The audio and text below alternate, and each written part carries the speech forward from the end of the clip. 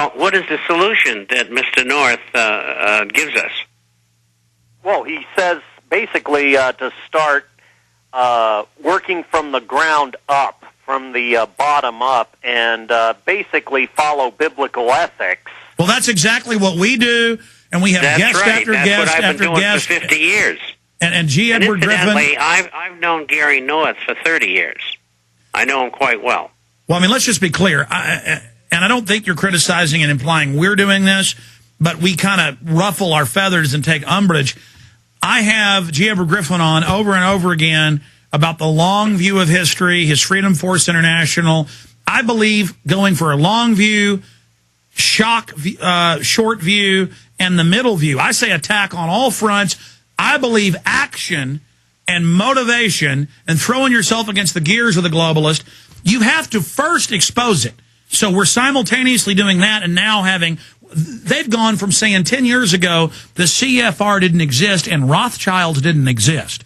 There are hundreds of news articles, Bob, you remember all this, saying it doesn't exist. Now they say, oh, it exists, but we need a world government. And so people are saying, no, we don't want that. See, if we just try to have solutions at the grassroots, no one knows what we're talking about. We have to teach them the language. It's like we have a different language. They've forgotten our language of liberty and freedom and history.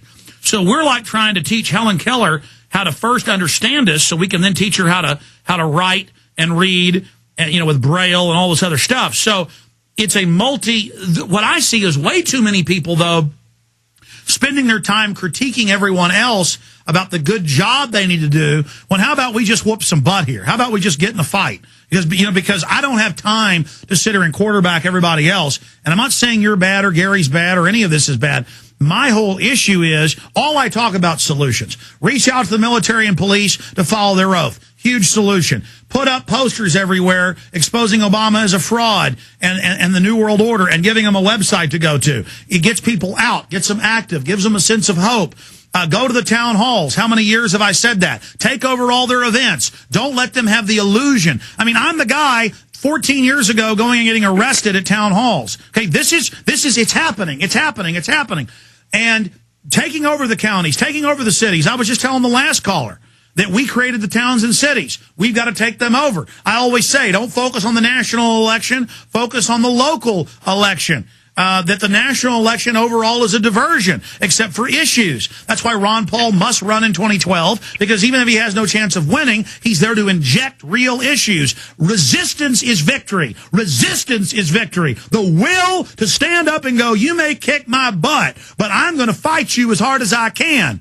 It's that spirit that cannot be defeated. And so I just get mad when I hear it in any way implied that, oh, well, this person says this, or, the government we deserve. Yes, we're getting the government we deserve. That's why we're saying we're sorry we've been corrupt, God. We're going to get up off our big fat butts and do something.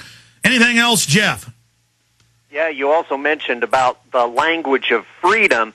That reminds me of in George Orwell's 1984, they basically destroy words and, bend and twist and distort the language so people can't even conceive of the notion of liberty. Excellent point. Now they're telling the public to say socialism or say a bad word about government means you want to kill black people. It's racist. And some of the public actually believes it now and is calling for my death and saying, you're not allowed to talk bad. And so I agree. So we go out and educate them to the hoax. Appreciate the call. Bob Chapman.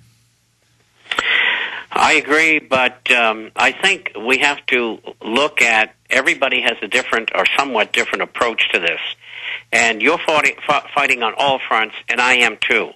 Other people aren't, and they can do what they can, and we applaud them for what they're doing, but we're going to do it our way. Exactly. I mean, I never tell people how they should do something, okay? And because, I found in my life, if I start trying, we got too many people trying to be managers here.